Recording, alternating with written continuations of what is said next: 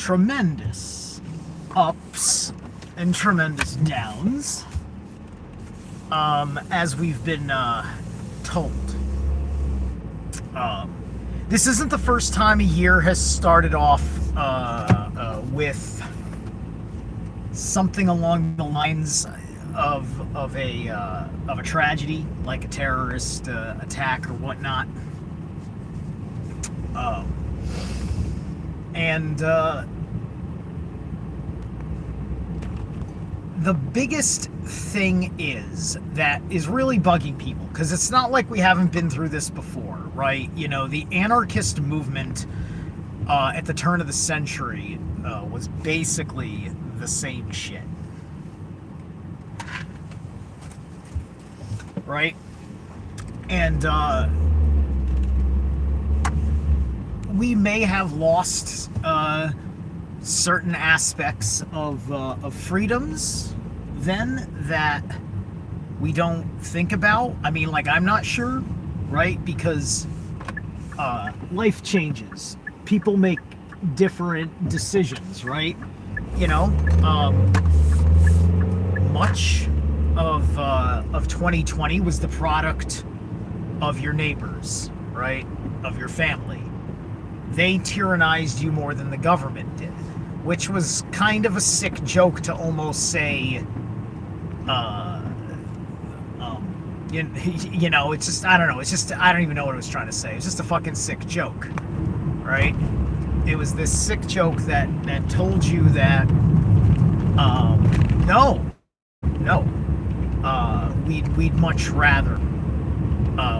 rather destroy your way of life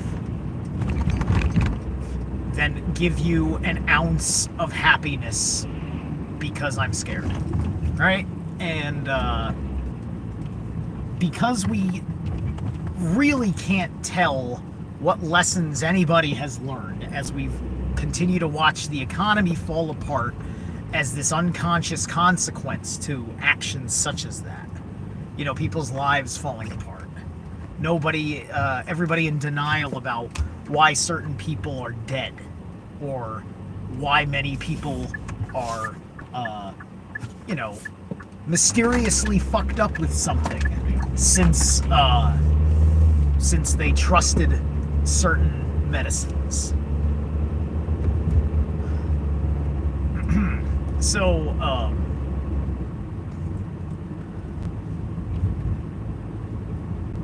what I do know is that there's a lot more people that are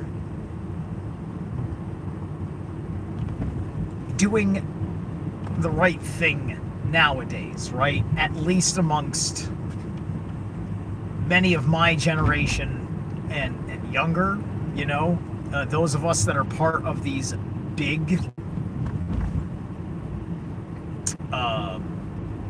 social networks of people that are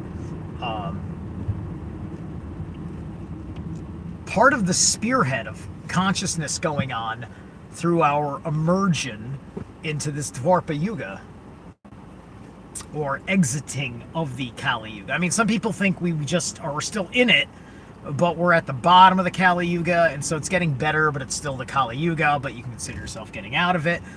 Everybody is whatever, and you know what, and that's all fair for various reasons.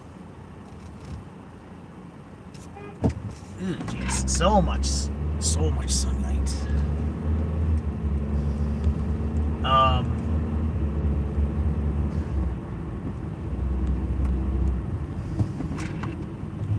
So surfing and rogue waves. If you know what a rogue wave is something that it's basically like a mega wave that is built by the convergence of various waves that are kind of going in the same direction, and but they don't follow the pattern of the way things are. So, like, you know, a rogue wave is gonna happen in choppy weather, which also makes it harder to notice it because there's so much crazy waves going on, and then there's the big wave that is going to be bigger than your boat. It's going to completely capsize it, and it's not going to be able to turn back over, and you're going to drown, right? And things like the rogue wave concept have maybe not particularly the rogue wave, but in general, the terrible chop of the sea, because many, are imagining in mythological context, like, how did people build these floating arcs or whatnot? And many theories are just like basically this giant wide bowl shape is basically how they actually did it, and not the specs written in the Bible, right? And there's something to say about what's up with all these exact specifications. And of course, when you've got, this is why the Bible is looked at as history more than mythology, is because, why does it bother to give us the engineering specs, right? And then, of course, everybody celebrated the ark that they built in, like, Kansas or something, because it was built exactly to spec, I believe, including the import of the fucking, like, I think it was poplar wood or something. Like, all the fucking shit that they said that they did, that Noah did to build the ark. And then it flooded in a massive rainstorm. just not too long ago, I guess. So,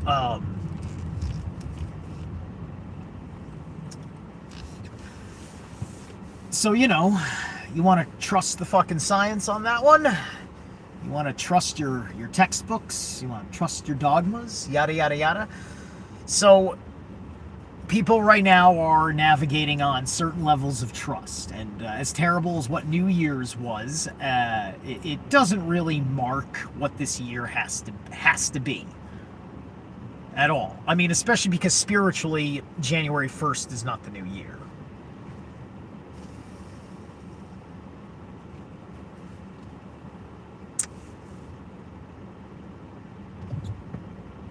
But what is? But it doesn't have to be like, oh my gosh, this ill omen. Because there's many a year where such a ill omen has manifested, and sure, a lot of shit happened maybe in that year, but what kind of shit happened that demanded that you sacrifice the life that you had to live a completely different way, because everybody is changing the way that they live? We are not quite experiencing that.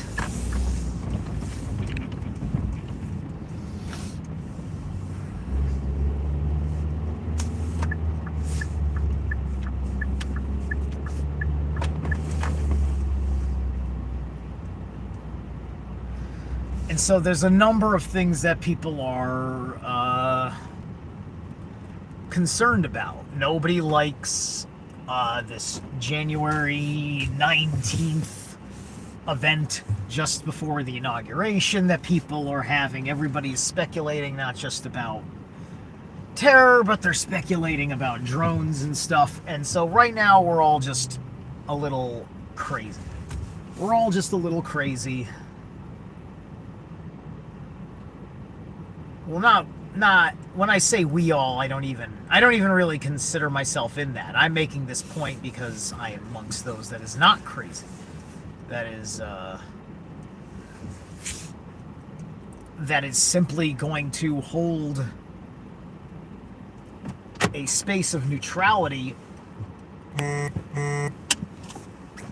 about this this matter, because we're waiting for the next 2020 style event or 9/11 style event. We're waiting for the next big hold your horses, right? And every time, like when 9/11 happened, when this, it's just like, okay, here's a thing we have to take care of. Why must I change because that happened? right? Never let a grand emergency that you have nothing to do with change you, right? You know, if the emergency happened because you specifically were doing something that was specifically related and connected to the event because of a person with a relationship to you or something to that effect, most particularly a person in relationship to you, and then your personal choices about what you do together that is involved with the event, you know, like you work in the military or something, right? Or you were part of the people that work in a building that had the event happen in, and you're not even a government guy or whatever, right? Like then, yeah, you have to change at that point, right? Might be changes that you're going to automatically agree with, either because you feel guilty or because it's better, or it's just simply rationally the right thing to do from first-hand experience for you and anybody else that was alongside you in that environment, as you're all personally affected in that particular manner. Right? And this attitude of how we hold space, you know, this is the way we gotta talk. It's like, listen. Next time shit hits the fan, you motherfuckers, don't expect me to fucking budge. I expect you to fucking figure shit out.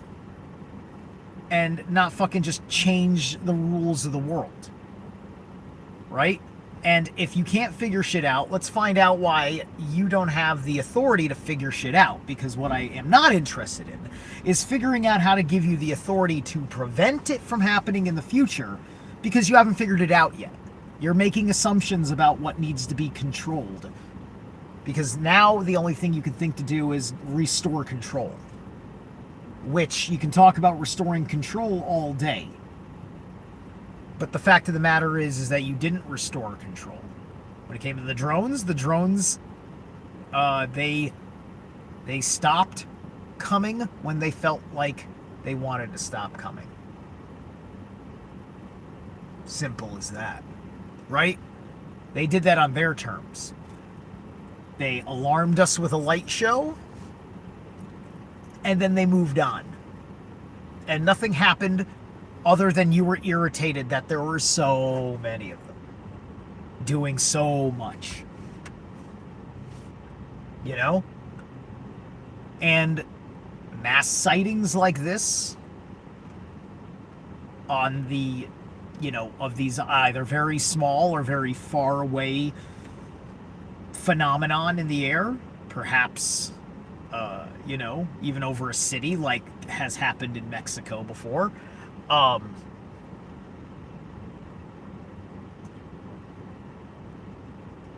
These things, they don't turn into much of anything, right? But you make a big hoopla about it, and you're just like, let's take away your right to drone. We don't like these drones. We can't control these drones. We're not good at investigating these drones. And because we'd rather not put resources into investigations, it's just much easier for us to enslave you further because we're scared. We're scared. Institute slavery, right? And we don't have the rational heads that prevail. Now, the attitude, the tone, the language, the disposition of a lot of people right now is speaking one way. But hey, let me put it to you this way. I have quite a different, as a young, naive person in the year 2000, who at that point in his spiritual journey was kind of very solid as a God fucking damn it Pentecostal type of Christian. Guess who I voted for in 2000? Now, there's three distinct ways that I now have seen the mask change, right? There are four, actually. You've got Governor Bush was one kind of character who then changed his act when he became, the presidential candidate. And then he kind of went into this goofified kind of version of himself, which I guess played well for the camera or whatever, right? And so you didn't think when you're in that naive world that he was particularly unintelligent or whatever. I mean, like, well, you could see it, right? Like, I was already starting to like wane on him by like mid 2001, because it went from this kind of thing to all this goofy kind of stuff, goofy gaffy. I was getting behind like things like Comedy Central doing their mockery campaigns of him. And then, of course, 9/11 happened. And then, here comes this guy. And then that guy for 2 years was a very serious person, right? Because what we had become as a result of this shock, right?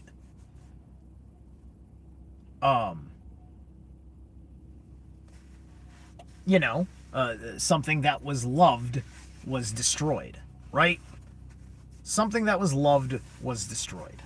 I mean, 2020, we didn't even nothing that we loved even got fucking destroyed. We just destroyed it ourselves ahead of fucking time. Oh my God, a pandemic's gonna wipe out civilization. Let's stop civilization, which is the process of wiping out your civilization. So we wiped ourselves out, which is why we're living in this kind of world now.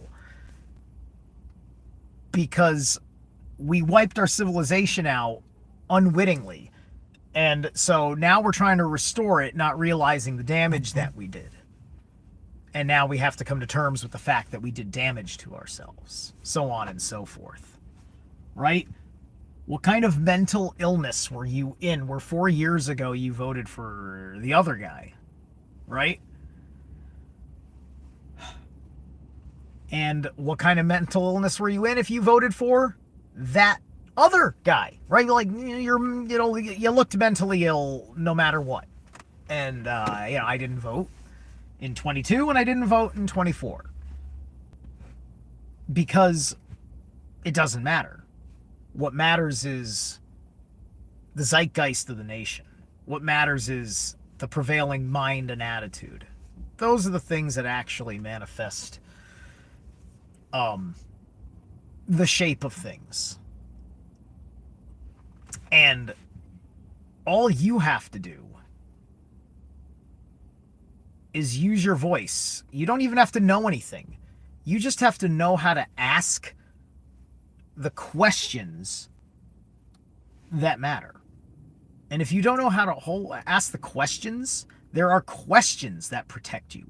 The very question protects you once it has been asked, when the question is in pursuit of the hidden enemy. Mr. Mission Control, how you doing?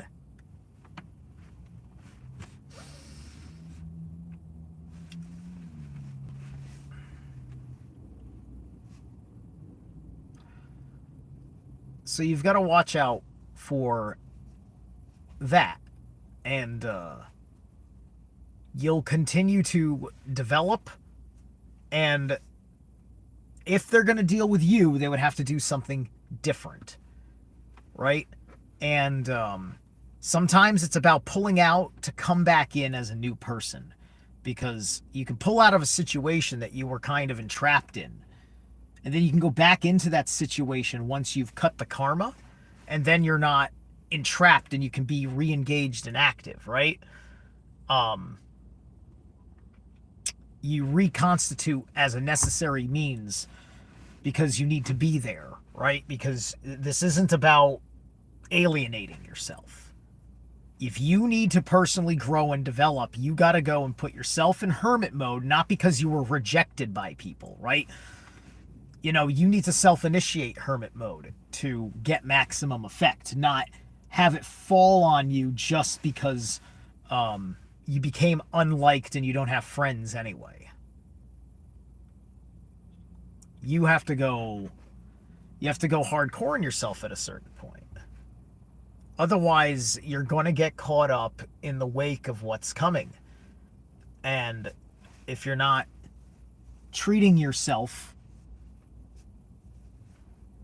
like you don't have a tomorrow because you see where you have too many untrustable dependents, such as dependence on the state, dependence on charitable organizations that you take for granted will be there, or whatever your other dependencies are. And we all have dependencies anyway, and I'm not saying that you've got that you gotta not be satisfied until you've gotten rid of them all, just because we are meant to have some level of dependency in this life in a different kind of way, not in the manner in which I'm talking about, which is largely to do with the state and or toxic people.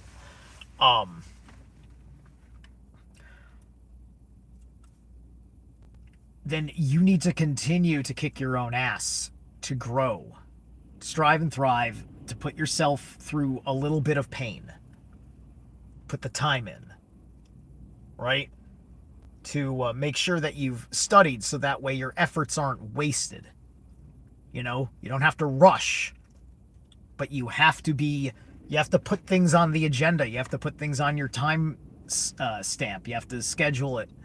You have to look into it. You have to do the study and the research and to find out what's right for you. Because the thing is that everything within this toolkit that the world has given us has a version of itself that's right for you. There is energy work that's right for you. There is yoga or stretching that is right for you. There is breathing that is right for you. There is exercise that is right for you. There are meditations that are right for you. Not every meditation is right for you, But meditation itself is always right for you. There's not one thing amongst all the shit that people do to fucking kick themselves up 20 notches that there isn't something for you within it. Whether it be for healing the injury you got, or for excelling towards superhuman.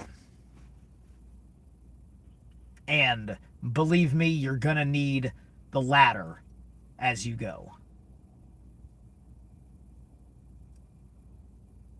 Because part of what determines what timeline you're on is how much of your own agency, will, and ability towards your agency and will that you have. So anyway, I'm going to get going. Have fun surfing the apocalypse.